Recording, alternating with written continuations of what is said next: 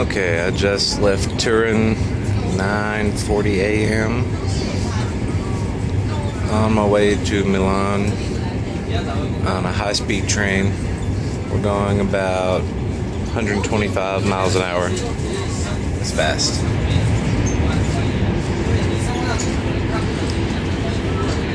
See if we can see the map. Okay, Turin is way back west, way over here.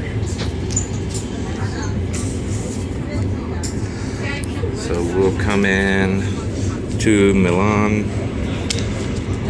here, Centrale train station.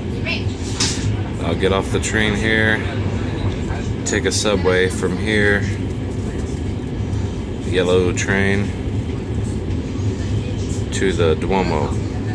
It's a very big cathedral.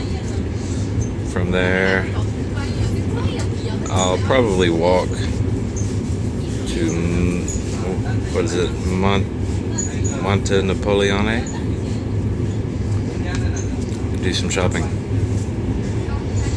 Then from there, I'll walk back to my tour site. I'm going on a tour and hopefully see the Last Supper.